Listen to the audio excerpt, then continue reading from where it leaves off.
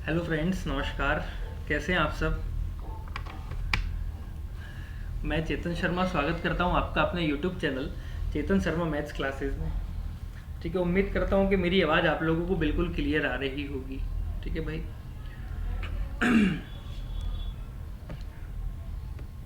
तो जैसा कि आप सब देख पा रहे हैं कि अपन अपनी जो क्लास चलने लग रही हैं वो क्लास चल रही हैं जो मध्य प्रदेश सब इंस्पेक्टर के पुराने परीक्षाओं के पेपर थे उनको अपन हल कर रहे थे। अपन पहुंच गए थे 27 अक्टूबर 2017। फर्स्ट शिफ्ट का अपन ने पेपर हल कर लिया था। सेकंड शिफ्ट का पेपर आज अपने को हल करना था। ठीक है, अपना टारगेट है MPSI 2020। तो उस MPSI 2020 के लिए अपन ने एक रणनीति तैयार की थी कि किस रणनीति के साथ MPSI 2020 की तैयारी अपने को करनी चाहिए। तो सबसे पहले अपन ने निकाला था कि अपन क्यों ना उन पेपरों को हल करें जो पुराने परीक्षाओं में MPSI के हुए हैं। ठीक है, जिससे अपने को कम से कम ये तो पता चलेगा कि किस प्रकार के सवाल पूछे जाते हैं, किस टॉपिक से कितने सवाल आते हैं और कितना टाइमिंग अपने को मिलता है सवाल को हल करने के लिए। जैसे जब अपने सवाल आएंगे, अपन अभी सवाल पढ़ेंगे कुछ देर बाद, तो हर सवाल को हल करने के लिए मैं आपको 25 से 30 सेकंड का टाइम देता हूँ। क्योंकि एग्जाम में भी अपने को इतना ही टाइम मिल रहा होगा तो कम से कम प्रैक्टिस हो जाएगी अपने को सवालों को करने की। ठीक है, तो चलो अपन समय ना खराब करते हुए मैं अपने पहले सवाल की तरफ आगे बढ़ता हूँ। और पहला सवाल आपकी स्क्रीन पर ये है। भाई, जो जिस नंबर पे आपके क्वेश्चंस आए थे उसी नंबर पे मैंने आपके क्वेश्चंस रखे हैं। बिल्कुल भी छेड़खानी करने की मैंने कोशिश नहीं की। जैसे आपके पेपर का ये 7वें नंबर का क्वेश्चन था, 7वें नंबर का, तो मैंने इसको 7वें नंबर पे ही रखा है। ठीक है, क्वेश्चन पढ़िए। मैंने 30 सेकंड दिए आपको क्वेश्चन को करने के लिए। आपका समय शुरू होता है अब।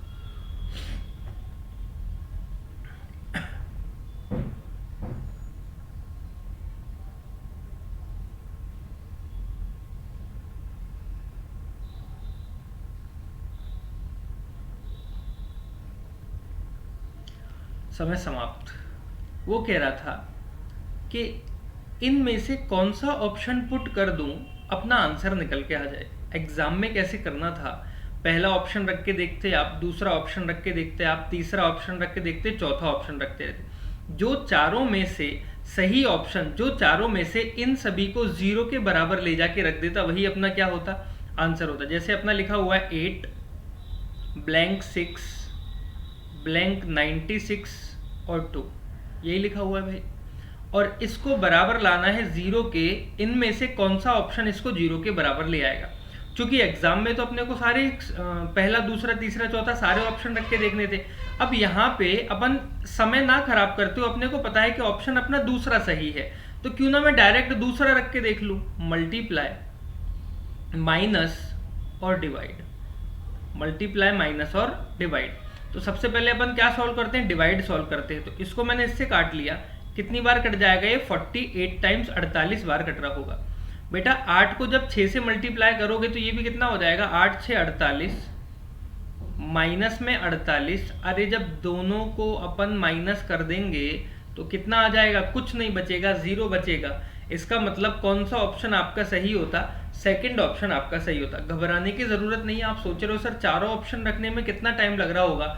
जब भी इस टाइप का क्वेश्चन, ऑप्शनल क्वेश्चन जब भी एग्जाम में पूछे गए हैं, तो हमेशा और हमेशा या तो पहला आपका ऑप्शन सही हुआ है या दूसरा आपका ऑप्शन सही हुआ है। इसके अलावा तीसरे और चौथे तक आपका सवाल नहीं जाता है, बशर्ते आपका जो आपका क्वेश्चन है वो किसका होना चाहिए, ऑप्शनल क्वेश्चन, ऑप्शन से हल हो रहा हो। चलिए अगला सवाल। सवाल आया था आपका 37वें नंबर का सवाल था, दूसरा गणित का।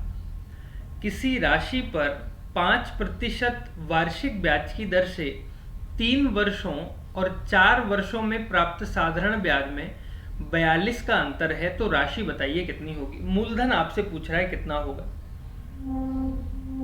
सवाल को करने की कोशिश करो।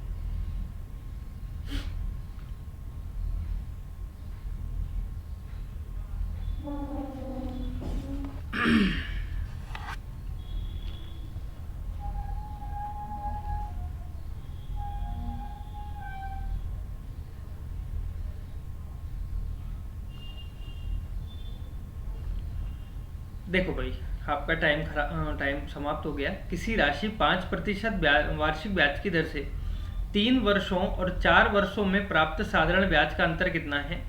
मान लीजिए आपने किसी को x रुपए मूलधन के उधार दिया, आपका मूलधन कितना था x रुपए अगर आपने किसी को 5% की दर से उधार दिए तो 4 सालों में जितना पैसा आपको मिलेगा, और x रुपए अगर 5% की दर से 3 साल के लिए उधार दिए जाते, जितना 3 साल में आपको पैसा मिलता, 4 साल और 3 साल का दोनों का डिफरेंस कितना दे रखा है आपको 42। डिटेल में आप कैसे करते सवाल को, आपको पता है कि साधारण ब्याज निकालने का सूत्र होता है मूलधन गुणा दर गुणा समय बटे 100। तो मूलधन कितना है भाई x रुपए, गुणा दर कितनी है 5% की, 4 साल का ब्याज बड़ा होगा तो 4 साल का ब्याज बटे में 100। ऐसे ही मूलधन कितना है x रुपए, दर है 5% की, ब्याज कितना है भैया आपका 3 साल का ब्याज है, और बटे में कितना निकल के आ जाएगा 100। अगर 4 साल के ब्याज में से 3 साल का ब्याज माइनस कर दूं तो मेरा आंसर कितना निकल के आ जाएगा 42। भाई 100 और 100 एलसीएम होगा, इधर चला जाएगा, ये हो जाएगा 4200। ठीक है, अब देखो 5 चौक 20 और 5 तिया 15, 20x में से 15x माइनस करोगे तो कितना बचेगा 5x बच रहा होगा।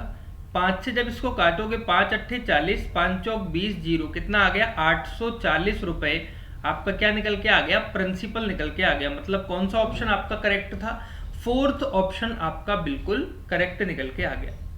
सवाल को करने के बहुत सारे तरीके हैं, लेकिन अगर जल्दी अपन सूत्र से ही कर पा रहे हैं, जो कि बचपन से पढ़ते आ रहे हैं, इसको कभी भूलेंगे भी नहीं, तो आंसर क्या निकल के आ गया अपना, इतना आंसर निकल के आ गया।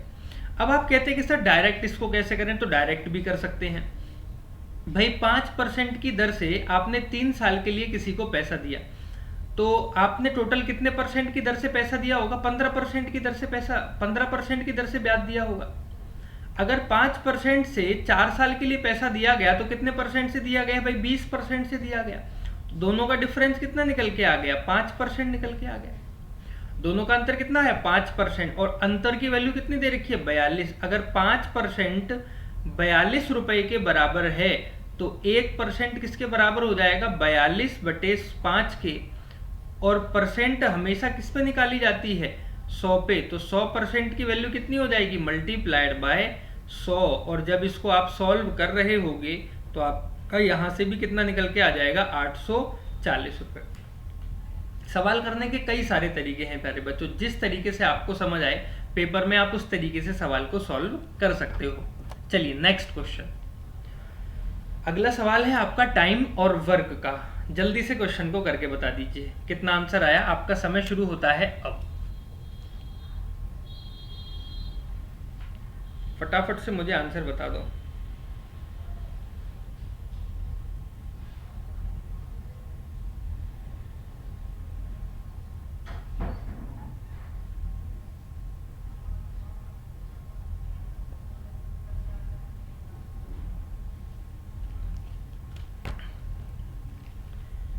समय समाप्त हुआ।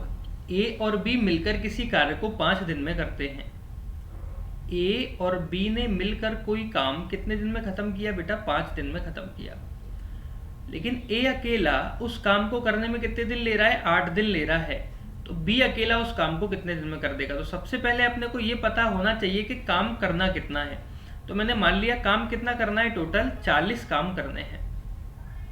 अगर टोटल 40 काम करने हैं तो ए और बी एक दिन में 8 काम करेंगे और ए अकेला एक दिन में 5 काम करेगा।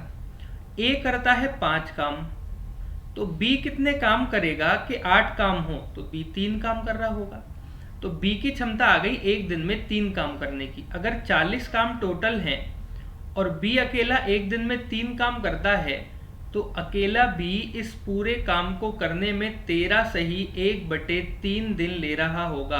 13 1/3 डेज लेगा टोटल वर्क को करने में। ठीक है, B alone can do the same work in 13 1/3 days. Clear है भाई। चलो नेक्स्ट क्वेश्चन पढ़ो, करो बता, सवाल को करके बताइए जल्दी से। ज्योमेट्री का क्वेश्चन है आपका, आंसर बताओ कितना आया।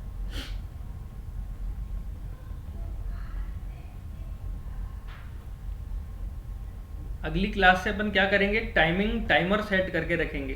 30 सेकंड होते ही आपको पता चल जाए अब टाइम अप हो चुका है।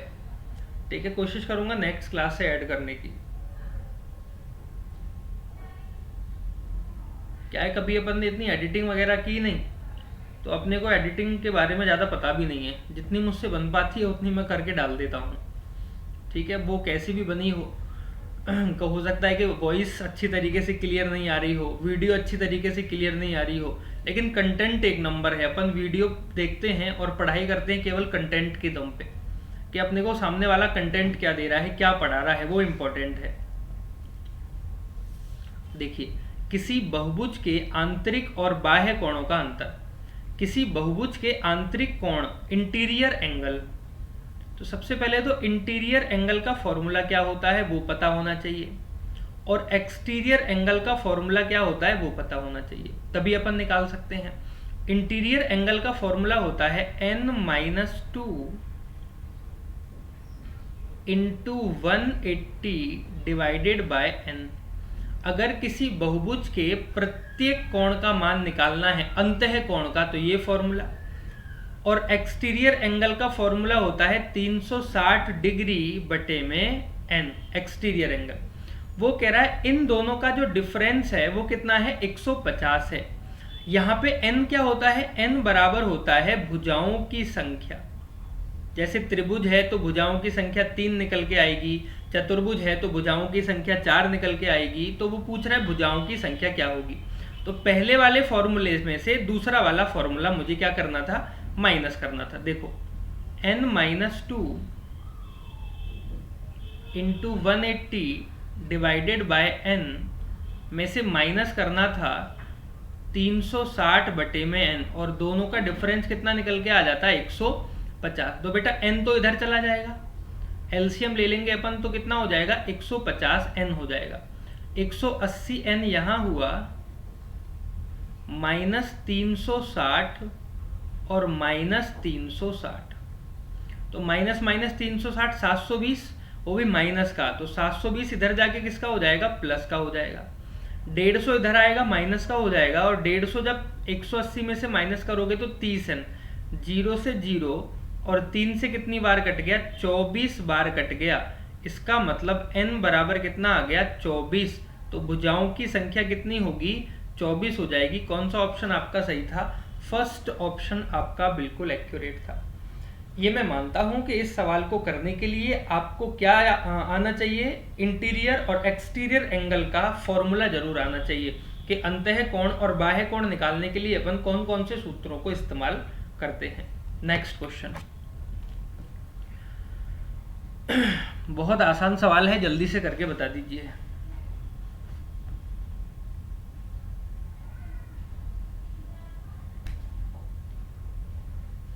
इस सवाल को करने के लिए तो पेपर में केवल और केवल 10 सेकंड मिलनी चाहिए, क्योंकि इतना इजी क्वेश्चन है कि 10 सेकंड में ही सॉल्व हो जाएगा। एक कार 1 सेकंड में 10 मीटर की दूरी तय करती है। कार की गति किलोमीटर प्रति घंटा में ज्ञात कीजिए। अगर 1 सेकंड में 10 मीटर जा रही है तो उसकी स्पीड हो जाएगी 10 मीटर पर सेकंड। और अगर 10 मीटर पर सेकंड को किलोमीटर प्रति घंटे में बदलना है तो किससे गुणा करना पड़ेगा, मीटर पर सेकंड को 5/18 से मुझे क्या करना पड़ेगा, मल्टीप्लाई करना पड़ेगा, या 18/5 से मल्टीप्लाई करना पड़ेगा। माफ करना, 18/5 से मल्टीप्लाई करना पड़ेगा, उल्टा लिख दिया मैंने। 18/5, तो 5 से कट गया 2 बार, 18 दूनी 36। तो ऑप्शन कौन सा सही है, सी ऑप्शन, थर्ड ऑप्शन आपका सही होता। अगर आप 10 मीटर पर सेकंड की स्पीड से जा रहे हो तो वही स्पीड किलोमीटर पर आवर में कितनी होगी, आपकी हो जाएगी 36 किलोमीटर प्रति घंटा। ठीक है भाई, नेक्स्ट क्वेश्चन सिंप्लीफिकेशन का क्वेश्चन है, सरलीकरण का। इसको सॉल्व करके बताना था कितना आंसर निकल के आया। देखो, सवाल करने से पहले ये देखिए कि जो बटे में दे रखा है वो हर किसी में 17 दे रखा है। इसका मतलब चांसेस हैं कि बटे में कितना निकल के आना चाहिए, 17 निकल के आना चाहिए। तो पहला ऑप्शन तो होगा ही नहीं, क्योंकि ये तो इन सब में अटपटा है। 17 नहीं है, इसमें केवल 7 है। तो पहला तो मैंने हटा ही दिया, ये तो ऑप्शन हो ही नहीं सकता। अब अपने को चुनना है दूसरे, तीसरे और चौथे में से कौन सा ऑप्शन अपना सही होगा। ठीक है, तो सॉल्व कैसे करेंगे भाई, इसको नीचे से सॉल्व करना शुरू करते हैं। सबसे पहले इसको आपको सॉल्व करना होगा। इसको सॉल्व करो, 5 एकम 5, 5 और 4 9/5, तो इसकी जगह आ जाएगा 9/5। ध्यान देना।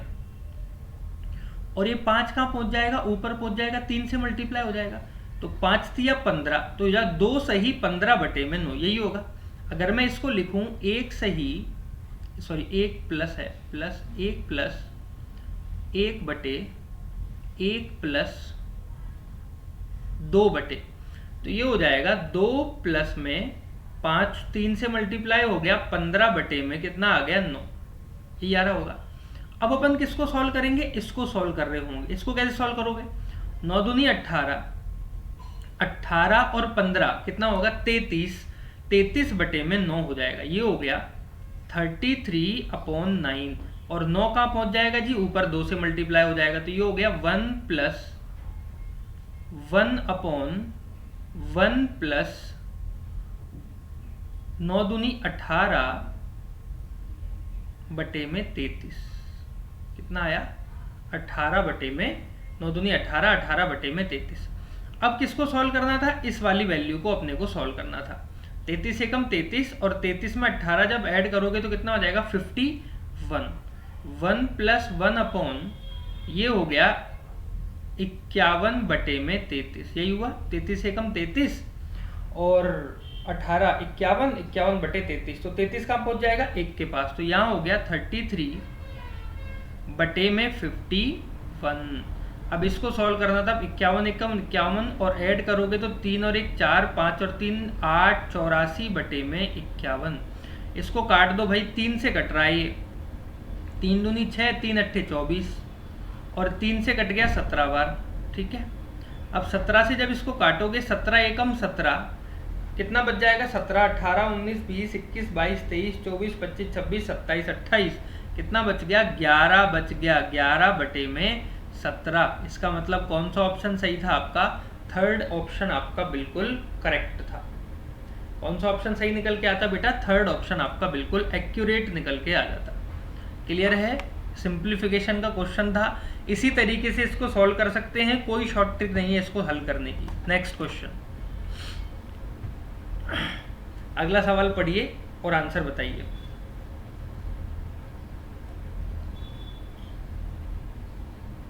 आपकी स्क्रीन पर है नेक्स्ट क्वेश्चन।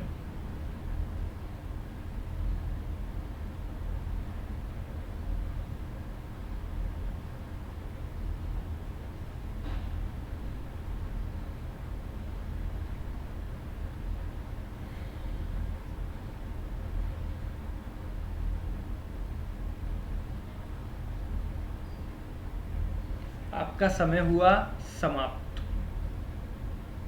देखो, किसी विद्यालय में सभी कर्मचारियों की औसत आय 10,000 रुपये है। एक स्कूल में जितने भी लोग काम करते हैं सबको अगर जोड़ा जाए, औसत निकाली जाए, तो सबको लगभग 10,000 रुपये मिलते हैं।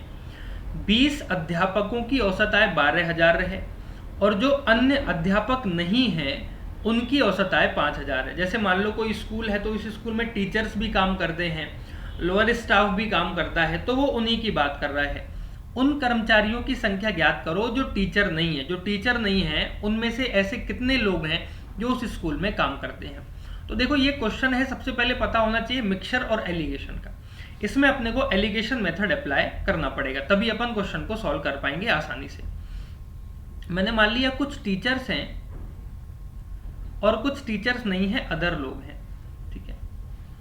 जो टीचर्स हैं उनको कितना पेमेंट मिलता है, 20,000 रुपये मिलते हैं। और टीचर कितने हैं अपने, अगर 20,000 रुपये मिलते हैं तो टोटल टीचर कितने हैं भाई, 20 टीचर हैं। क्लियर।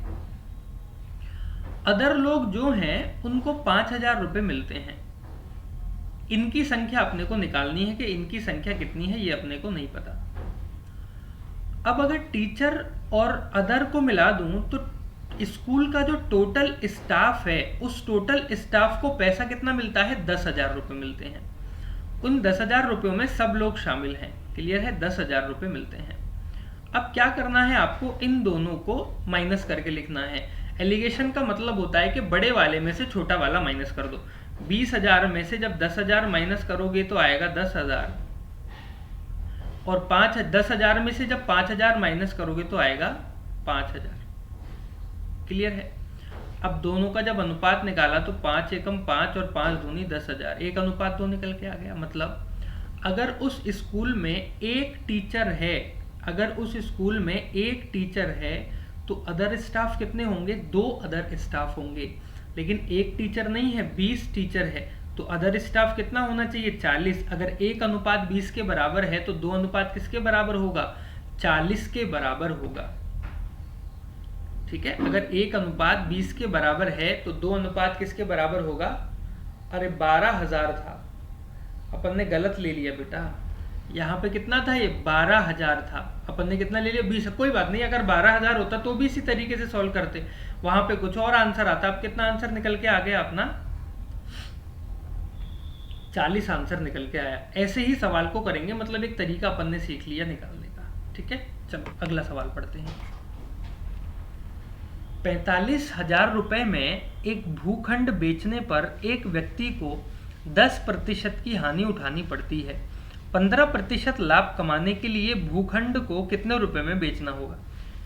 वो कह रहा है अगर एक आदमी ने भूमि का कोई हिस्सा 45,000 रुपए का बेचा तो उसको 10% की हानि हुई। अगर 15% लाभ वो कमाना चाहता है तो उस भूमि के हिस्से को कितने रुपए में बेचना होगा?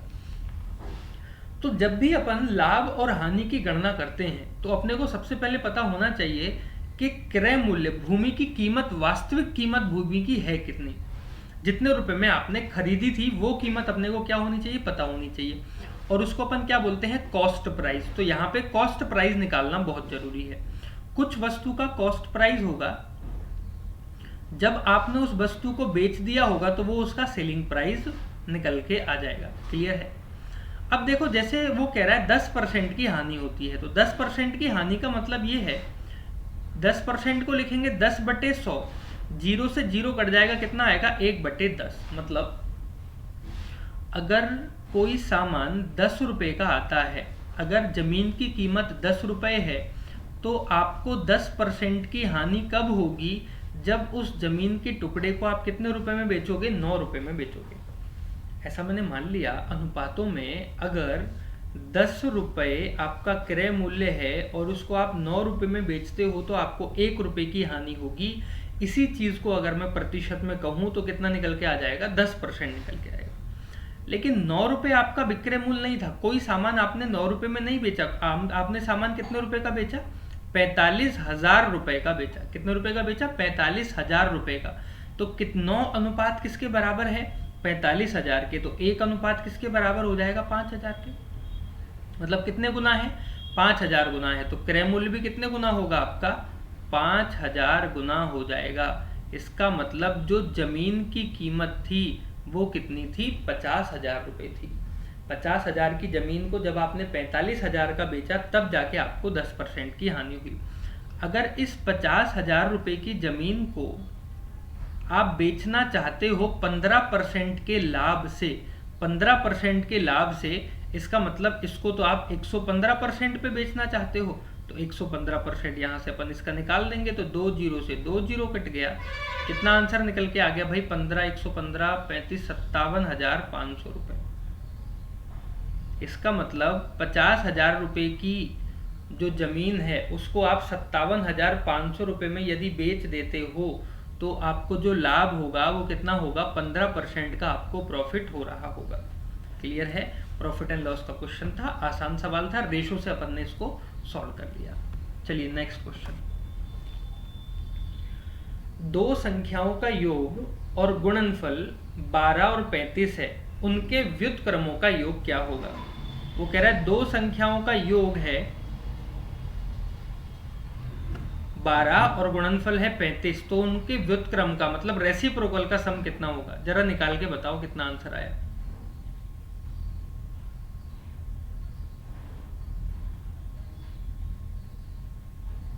फटाफट से आंसर निकाल के बता दीजिए। दो संख्याओं का योग, तो मैंने मान ली अगर एक संख्या a है तो दूसरी संख्या कितनी होगी? b होगी। वो कह रहा है अगर आप इन दोनों संख्याओं को जोड़ दो तो आएगा 12, और अगर आप इन दोनों संख्याओं को मल्टीप्लाई कर दो तो आएगा 35, 35। क्लियर है? पूछ रहा है उनका उल्टा कर दो, ए का उल्टा करेंगे 1/a, बी का उल्टा करेंगे 1/b और दोनों को क्या करना होगा, जोड़ना होगा। क्लियर है? तो एलसीएम कितना आ गया, ए बी, तो ऊपर आ जाएगा a प्लस बी, तो दोनों का रेसिप्रोकल हो गया a plus B upon a plus B की वैल्यू कितनी है 12 और ए बी की वैल्यू कितनी है 35, तो आंसर कितना आ गया 12/35। आंसर आ गया फर्स्ट ऑप्शन। कुछ भी करने की जरूरत नहीं थी, a प्लस बी की वैल्यू दे रखी थी, a माइनस बी की वैल्यू दे रखी थी और अपना क्या निकल के आ गया, आंसर निकल कर आ गया। क्लियर है? चलिए नेक्स्ट क्वेश्चन की तरफ अपन आगे बढ़ते हैं। तीन संख्याओं का योग 98 है। पहली और दूसरी संख्या का अनुपात 2:3 है, दूसरी और तीसरी संख्या का अनुपात 5:8 है। तो दूसरी संख्या क्या होगी? करिए सवाल को जल्दी से सॉल्व।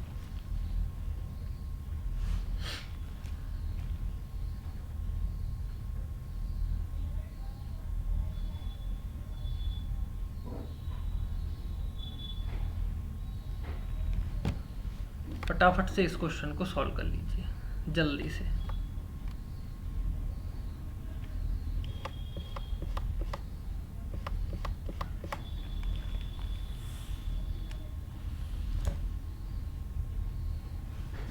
देखो वो कह रहा है तीन संख्याएं हैं,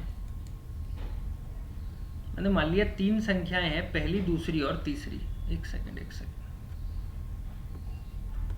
तीन संख्याएं हैं, पहली दूसरी और तीसरी, और उनका जो योग है वो कितना कितना दे रखा है। एक सेकंड वाले बच्चों, उनका जो योग है वो कितना कितना दे रखा है, 98 तीनों का योग दे रखा है। मैंने मान लिया ये पहली संख्या है, ये दूसरी संख्या है और ये तीसरी संख्या है। पहली और दूसरी का जो अनुपात है वो 2:3 है, दूसरी और तीसरी का जो अनुपात है वो 5:8 है। क्लियर है? तो इन तीनों का निकालना पड़ेगा। कैसे निकालते हैं? जो खाली संख्या है, खाली जगह है, उसमें पड़ोसी भर दो। इसके पड़ोस में कितना है 3 है, इसके पड़ोस में कितना है 5 है, और मल्टीप्लाई कर दो। 5 को 2 से मल्टीप्लाई किया 10, 3 को 5 से मल्टीप्लाई किया 15, 8 को मल्टीप्लाई किया तो कितना आ गया 24 निकल के आ गया। अब जब वो कह रहा है पहली संख्या अगर 10 होती, दूसरी संख्या 15 होती और तीसरी संख्या 24 होती, तो इन तीनों संख्याओं का जो योग निकल के आता वो आता 98। लेकिन तीनों संख्याओं का जो योग निकल के आ रहा है वो कितना आ रहा है 49 निकल के आता। तो तीनों संख्याओं का योग कितना आ रहा है 98। कितने गुना जाता है बेटा? 2 गुना जाता है। इसका मतलब जो सेकंड नंबर होगा वो भी कितने गुना हो जाएगा, 2 गुना। कितना आ रहा होगा 30 अपना आंसर निकल कर आ रहा होगा। अगर टोटल जोड़ ही 2 गुना है अनुपातों का, तो 15 अनुपात की वैल्यू भी कितनी हो जाएगी 30 हो रही हो, वो अपना आंसर होगा। नेक्स्ट क्वेश्चन, ए एक काम को 15 दिन में और बी 20 दिन में पूरा करता है।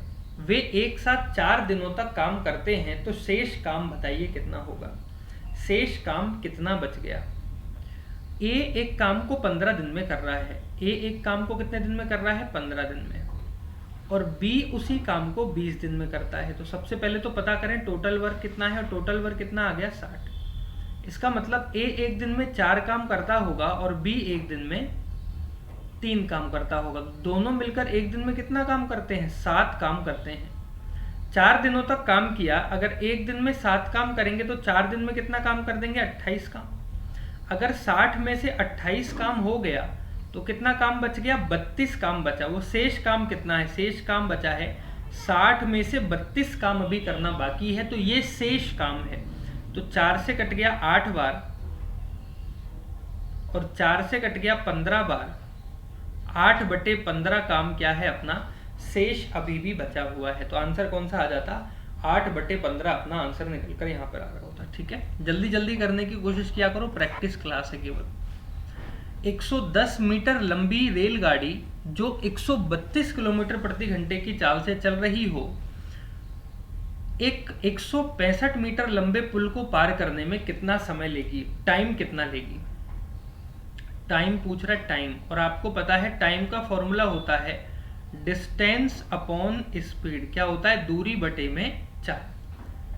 तो एक ट्रेन पुल को पार करने में कितनी दूरी चलेगी। जैसे कि कई बार मैंने आपको बताया है कि कि जितनी ट्रेन की लंबाई है और जितनी किसी चीज को पार करना है, दोनों को जोड़ के अपन दूरी निकालते हैं। तो यहाँ 110 मीटर तो खुद की लंबाई चलेगी और 165 मीटर पुल की लंबाई चलेगी, इतनी टोटल दूरी उसको चलनी पड़ेगी। और कितनी स्पीड से? 132 किलोमीटर प्रति घंटे की चाल से। अब मुझे एक बात बताओ, दूरी तो दे रखी है मीटर में और आपको चाल दे रखी है किलोमीटर प्रति घंटे में, तो इस किलोमीटर प्रति घंटे को मीटर पर सेकंड में बदलना पड़ेगा। बिल्कुल बदलना पड़ेगा, तो बदल देते हैं। चलो कैसे बदलेंगे? सबसे पहले ऊपर वालों को जोड़ देते हैं। 5, ये आ गया 275 बटे में 132 और इसको गुणा कर देंगे अपन 5/18 से, तो 18 कहाँ पहुंच जाएगा? ऊपर पहुंच जाएगा। ऐसे ही अपन बदल रहे होंगे। चलो काट देते हैं भाई। 3 और 2 5 और 1 6, 3 से कट रहा है, 3 से कट गया 6 बार, 3 6 18 और ये 3 से पूरा पूरा कट गया, 3 चौक 12 और 3 चौक 12, 44 बार कट जाएगा भाई पूरा पूरा। अब देखो 11 से कट रहा होगा यार, ये 11 से कट गया ये 25 बार और 11 से कट गया ये 4 बार, ठीक है। 5 से कट गया ये पूरा पूरा 5 बार, तो ये आ गया 30 बटे में 4 और 4 से जब इसको काटोगे तो कितना आ जाएगा? 7.5 सेकेंड। 7.5 सेकेंड अपना क्या आ रहा होगा? आंसर निकल के आ रहा होगा। दोनों की लंबाइयों को ऐड कर दिया, वो टोटल दूरी निकल के आ गई। 132 को किलोमीटर पर आवर से मीटर पर सेकंड में चेंज कर दिया, तो 132 को 5/18, 5/18 ऊपर पहुंच गया। बस सिंप्लीफाई किया और 7.5 अपना क्या आ गया? आंसर निकल के आ गया फाइनल। क्लियर है? नेक्स्ट क्वेश्चन, ये भी आपका टाइम एंड डिस्टेंस का क्वेश्चन है। एक 800 मीटर लंबी रेलगाड़ी 78 किलोमीटर प्रति घंटे की चाल से चलते हुए एक सुरंग को 1 मिनट में पार कर लेती है, तो बताइए सुरंग की लंबाई कितनी होगी? वो कह रहा है कोई ट्रेन है, ये एक सुरंग को 1 मिनट का मतलब 60 सेकंड में पार कर जाती है और कितनी स्पीड से? 78 किलोमीटर प्रति घंटे की चाल से। अगर ट्रेन की लंबाई 800 मीटर है तो बताइए सुरंग की लंबाई कितनी होगी? ये अपने को निकालनी है सुरंग की लंबाई। जैसा कि आपको पता है, जो कुल दूरी चलेगी ट्रेन वो दोनों की लंबाई के बराबर चलेगी, मतलब जो दूरी निकल के आएगी उसमें ट्रेन की लंबाई भी शामिल होगी और सुरंग की लंबाई भी शामिल होगी। तो दूरी निकाल लेते हैं। 78 किलोमीटर प्रति घंटे से, अब किलोमीटर प्रति घंटे को मीटर पर सेकंड में बदलना पड़ेगा। किलोमीटर प्रति घंटे को मीटर पर सेकंड में बदलने के लिए किससे मल्टीप्लाई करते हैं? 5/18 से इंटू, और कितने सेकंड में? 60 सेकंड में चलती है, तो 6 से कट गया 3 बार, 6 से कट गया 10 बार, 3 से पूरा पूरा कट जाएगा भाई, 3 2 बार, 3 6 18 बार, ठीक है। तो ये हो गया 26 गुणा में 50, 26 इंटू 50, ठीक है। सॉल्व करते हैं। 0 का 0 आ गया, 6 को 5 से करेंगे, 30 का 0, 3 बचा, 5 दूनी 10 और 3 1300 आ गया। मतलब टोटल दूरी कितनी चली ट्रेन ने? 1300। अगर 800 मीटर खुद की लंबाई चली होगी तो इसका मतलब सुरंग की लंबाई कितनी आ जाएगी? 500 मीटर सुरंग की लंबाई होगी। कौन सा ऑप्शन सही था? तीसरा ऑप्शन अपना बिल्कुल करेक्ट था, ठीक है। नेक्स्ट क्वेश्चन, कोई धनराशि 4% वार्षिक चक्रवृद्धि ब्याज की दर से 2 वर्षों में 1352 हो जाती है, तो धनराशि ज्ञात कीजिए। धनराशि ज्ञात कीजिए। सबसे पहले तो चक्रवृद्धि ब्याज का अगर सवाल है तो अपने को एक सूत्र पता होना चाहिए जिससे अपन चक्रवृद्धि ब्याज फाइंड करते हैं। वो होता है मिश्रधन बराबर मूलधन 1 प्लस दर बटे 100 और इसकी पावर समय। वो कह रहा है कि राशि कितनी हो जाती है? 1352 बराबर मूलधन निकालना था 1 प्लस दर कितनी है आपकी? 4% की दर है बटे 100, और पैसा कितने वर्षों के लिए उधार दिया गया? 2 वर्षों के लिए उधार दिया गया। तो यहां से आपको क्या निकल के आ जाएगा? मूलधन निकल कर आ जाएगा। ये तो हुई सवाल को फॉर्मूले से करने की बात। अगर सवाल को आप फ्रैक्शन से, परसेंटेज से सॉल्व करना चाहते हो तो कैसे करोगे? 4% का मतलब होता है 1/25, 4/100 कितना आएगा? 1/25। अगर आपने किसी को 25 रुपए उधार दिए हैं तो 1 रुपए का आपको ब्याज मिलेगा। कितने पैसे वापस मिलेंगे? 26 रुपए वापस मिलेंगे। और ये काम कितने साल चलेगा? 2 साल। पहले साल भी 25 से 26 और दूसरे साल भी क्या हो जाएगा 25 से 26। इसका मतलब अगर आपने किसी को 625 रुपये उधार दिए हैं तो आपको वापस कितना पैसा मिलना चाहिए 676 रुपये।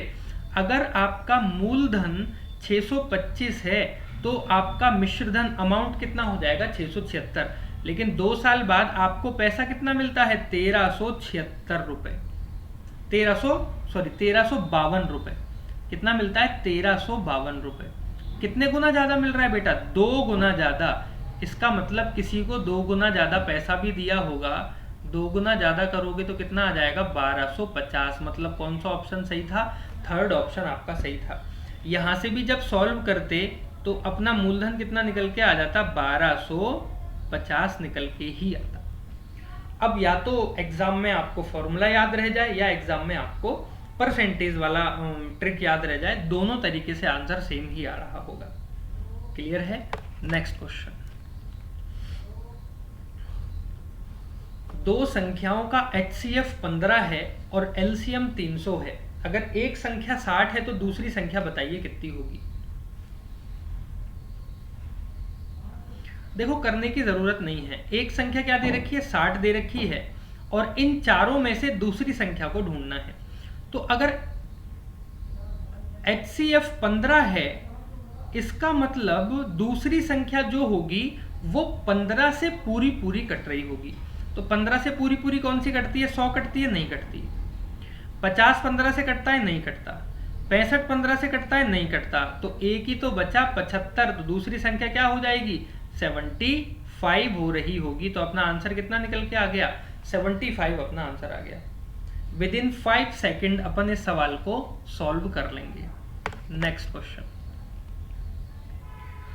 ए किसी कार्य को अकेले 6 दिन में कर सकता है और बी अकेले उसी कार्य को 8 दिन में कर सकता है। ए और बी ने 3200 रुपए में कार्य करने की जिम्मेदारी ली। सी की मदद से उन्होंने 3 दिन में काम खत्म कर दिया। तो कुल राशि में सी का हिस्सा ज्ञात कीजिए। 3 लोग हैं, थोड़ा पेचीदा सवाल है, समझने की कोशिश करो। ए है सवाल में, बी है सवाल में, सी है। ए किसी काम को 6 दिन में कर लेता है और बी किसी काम को 8 दिन में कर लेता है। तो मैंने मान लिया जो टोटल काम है वो कितना है 24 काम टोटल है, ठीक है, जिसको ए बी और सी करते हैं। ए एक दिन में कितना काम करेगा 4 काम करेगा।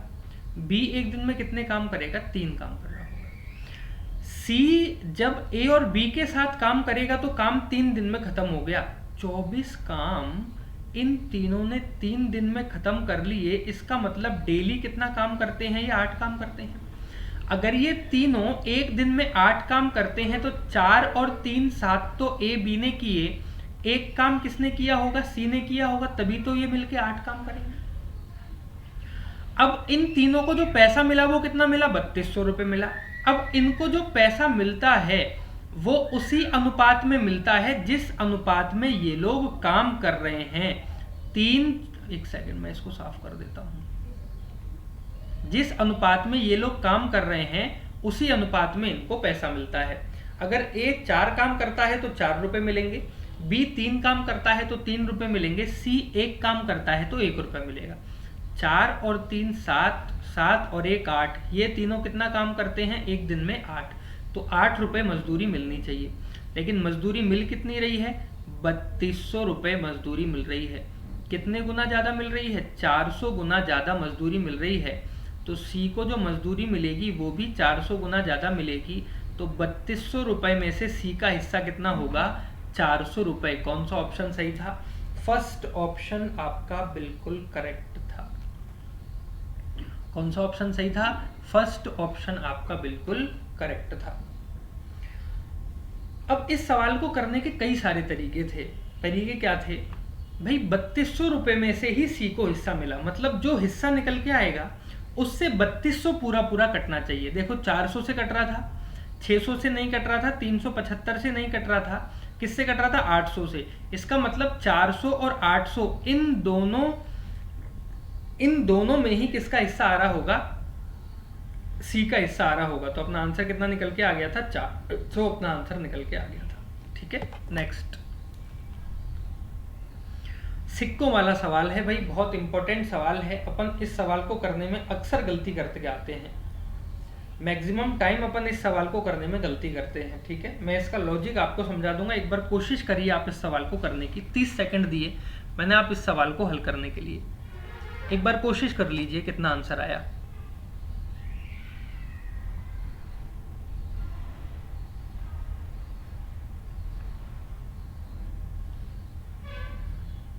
अगर पीछे से कुछ आवाज़ आए साधन वगैरह की तो माइंड मत करिएगा, क्योंकि देखो मेरे को ज़्यादा एडिटिंग वगैरह आती नहीं है।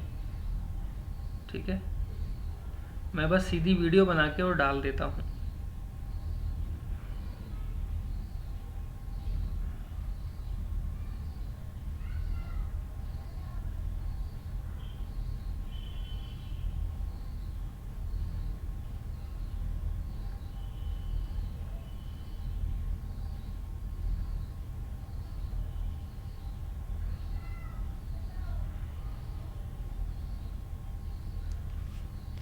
चलो यार, वो कह रहा है आपके पास 3 तरह के सिक्के हैं। 1 रुपए के सिक्के हैं, 50 पैसे के सिक्के हैं और 25 पैसे के सिक्के हैं। और जो सिक्कों की संख्या है वो 8:5:3 के अनुपात में है। मतलब अगर 1 रुपए के 8 सिक्के हैं तो कितने रुपए होंगे? 8 रुपए होंगे। अगर 1 रुपए के 8 सिक्के हैं तो 8 रुपए होने चाहिए। अगर 50 पैसे के 5 सिक्के हैं, इसका मतलब 2.5 रुपए होने चाहिए, 2.5 रुपए। अगर 25 पैसे के 3 सिक्के हैं, अगर 25 पैसे के 3 सिक्के हैं तो आपके पास कितना पैसा होना चाहिए? 3/4 मतलब 0.75, इतना पैसा होना चाहिए। तो इन तीनों का अनुपात अपन ने निकाल लिया। अपने को अनुपात दे रखा था सिक्कों की संख्या का, वहां से मुझे किसका अनुपात निकालना था? प्राइस का रेशो, मूल्यों का अनुपात निकालना था। क्यों निकालना था? क्योंकि अपने को पता है कि मेरे पास कितना पैसा है? 225 रुपए है। अब अगर मैं ये कहूं तीनों को ऐड कर दो तो आप कहोगे 8x अगर 1 रुपए है, 2.5x अगर 50 पैसे के हैं, 0.75 अगर 25 पैसे के हैं, तो तीनों का जोड़ किसके बराबर होना चाहिए? 225 के बराबर होना चाहिए। यहां से जब आप इनको सॉल्व करोगे तो x की जो वैल्यू होगी वो कितनी निकल के आ जाएगी? 20 निकल के आ जाएगी। कितनी निकल के आएगी? 20 निकल कर आएगी x की वैल्यू। वो कह रहा था 1 रुपए के सिक्कों की संख्या ज्ञात कीजिए। 1 रुपए के सिक्कों की संख्या कितनी है? 8x है और x बराबर कितना है? 20। तो 8 दूनी 16 कितनी हो जाएगी भाई? 1 रुपए के सिक्कों की संख्या 160 निकल के आ रही थी। बस इसको बराबर रख के सॉल्व करना था तो x बराबर कितना आ जाता? 20, और जो चीज पूछ रहा है वही अपना क्या आ जाता? आंसर निकल के आ जाता। क्लियर है? चलिए नेक्स्ट क्वेश्चन। एक मिश्रण में दूध और पानी का अनुपात 7:5 है। इसमें 15 लीटर पानी मिलाया जाता है। नए मिश्रण में दूध और पानी का अनुपात 7:8 हो जाता है। देखो, एक मिश्रण में मिल्क है और वाटर है। कितना कितना अनुपात दे रखा है? 7:5। मतलब 7x अगर दूध है तो 5x क्या होगा? पानी होगा। वो कह रहा है इसमें 15 लीटर पानी और मिला दिया जाए। अगर इसमें मैं 15 लीटर पानी और मिला दूं तो दूध और पानी का जो अनुपात है वो 7:8 हो जाता है। इसका मतलब अगर 15 लीटर पानी मिला दिया तो ये हो गया होगा 5x + 15 लीटर। अब केवल पानी मिलाया गया है, इसका मतलब दूध की मात्रा तो आज भी कितनी होगी? 7x होगी। वो कह रहा है अब इन दोनों का जो अनुपात है वो किसके बराबर निकल के आता है? 7:8 के बराबर निकल के आता है। किसके बराबर निकल के आता है? 7:8 के बराबर निकल के आ जाता है। वो कह रहा है कि नए मिश्रण में पानी की मात्रा ज्ञात कीजिए। जब आप इसको हल करोगे, और हल करने का तरीका क्या है कि पहले वाले को आखिरी से मल्टीप्लाई करते हैं, दूसरे को, चलो मैं कर देता हूं, 8 7 56x बराबर 35x और 15 से 7 105, ठीक है, कितना होगा 105 105। अब 56 में से जब 35 अपन माइनस करेंगे तो कितना आएगा 21x आएगा, और 21x किसके बराबर होगा 105 के बराबर होगा। तो 21 से कितनी बार कट गया 5 बार कट गया। इसका मतलब पहले पानी की जो मात्रा थी वो कितनी थी 25 थी, पहले पानी की मात्रा कितनी थी 25 थी, अब पानी की मात्रा कितनी हो गई 40 हो गई। पहले पानी की मात्रा अगर 25 थी, 15 लीटर पानी आपने और मिला दिया तो अब पानी की मात्रा कितनी हो गई होगी 40 हो गई होगी। मतलब आपका कौन सा ऑप्शन सही था, थर्ड ऑप्शन आपका बिल्कुल करेक्ट था।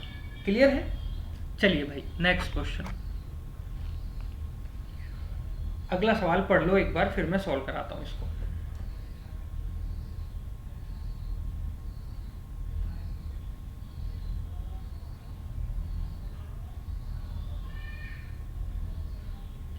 वो कह रहा है 3 साल पहले एक परिवार में 5 सदस्य थे, उनकी औसत आयु 17 वर्ष थी। 1 2 3 4 5 सदस्य थे, 3 साल पहले उनकी औसत आयु कितनी थी 17। अगर 3 साल पहले वो सब लोग 17 वर्ष के थे तो आज 3 साल बाद उनका औसत कितना हो जाएगा 20 हो जाएगा। इस परिवार में एक बच्चे का जन्म होता है, एक चाइल्ड है बोर्न। फिर भी परिवार की औसत आयु 3 वर्ष पहले की औसत आयु के बराबर है। परिवार की औसत आयु आज भी कितनी है, जितनी 3 साल पहले थी कितनी थी 17 वर्ष है। भाई वर्तमान में इन 6 लोगों की आयु कितनी है 17। वर्तमान में इन 5 लोगों की औसत आयु कितनी है 20। अगर 17 औसत आयु है 6 लोगों की तो इन सबका जोड़ कितना होगा 102। अगर 20 औसत आयु है 5 लोगों की तो इन सबका जोड़ कितना होगा 100। और अगर 6 में से 5 माइनस कर रहा हूं तो एक बच्चा ही तो बच रहा है। बच्चा कितने साल का होगा, अरे 2 साल का अपना बच्चा हो जाएगा। कितने साल का बच्चा होगा 2 वर्ष का वो लड़का हो रहा होगा। कितना आसान सवाल था, जल्दी से अपन ने सॉल्व कर लिया। नेक्स्ट क्वेश्चन, निम्न भिन्नों में कौन सी सबसे छोटी भिन्न है। वो कह रहा है सबसे छोटी भिन्न बताइए इनमें से कौन सी होगी। 7/6, 7/9, 4/5 या 5/7। इनमें से सबसे छोटी फ्रैक्शन आपको बतानी है कौन सी होगी। सबसे छोटी भिन्न निकाल के बताइए।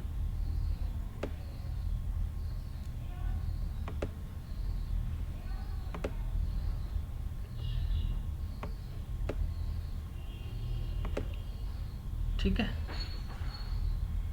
निकाला सबसे छोटी कौन सी है। 7/6, 7/9, 4/5 या 5/7, सबसे छोटी कौन सी है। तो देखो सबसे पहले मैंने लिखा 7/6, फिर लिखा 7/9। इन दोनों में देखता हूँ छोटी बड़ी कौन सी है। छोटी बड़ी देखने का तरीका क्या होता है, छोटी बड़ी देखने का तरीका ये होता है, पहली बात तो ये इन दोनों के अंश कैसे हैं, बराबर बराबर हैं। जब भिन्नों के अंश बराबर हों तो जिसका हर छोटा होगा वही भिन्न क्या होगी, बड़ी होगी, और ये वाली भिन्न क्या हो जाएगी, छोटी हो जाएगी। बात समझ आ रही है? देखो कैसे, यहाँ पे 7/9 क्या हो गई, छोटी हो गई, और 7/6 क्या हो गई, बड़ी हो गई। फिर 7/9 और 4/5 में मैंने चेक किया। चेक करने का तरीका एक और है कि क्रॉस मल्टीप्लाई करके आप चेक कर सकते हो। 7 को 5 से गुणा करेंगे कितना आएगा 35, 9 को 4 से गुणा करेंगे 9 चौक 36। इसका मतलब 35 अगर छोटा है तो 7/9 छोटी होगी और 4/5 बड़ी होगी। अपने को तो छोटी लेनी है तो कितनी आ गई 7/9। फिर 7/9 और 5/7 में मैंने चेक किया। 7 को 7 से मल्टीप्लाई किया 49, 9 को 5 से मल्टीप्लाई किया 45। अब इन दोनों में छोटा रिजल्ट किसका है, तो सबसे छोटी कौन सी हो जाएगी, 5/7 जो होगी वो सबसे छोटी होगी। ठीक है भाई, चलिए संख्याओं के विषम युग्म को चुनिए। ऐसा कौन सा युग्म है जो विषम है। देखो सम और विषम चुनने के लिए काट के देख लो, क्या इससे पूरा पूरा कट रहा है, जी हाँ। क्या इससे पूरा पूरा कट रहा है, जी हाँ। क्या इससे पूरा पूरा कट रहा है, जी हाँ। क्या 4 और 42 पूरे पूरे कट रहे हैं, नहीं कट रहे। मतलब कौन सा आंसर आ गया, यही आंसर आ गया 42:4। अगर पूरी पूरी संख्याएं कट रही हैं तो वो सम युग्म होगा, अगर पूरी पूरी संख्याएं नहीं कट रही हैं तो वो विषम युग्म होगा, ध्यान रखिएगा। Next question,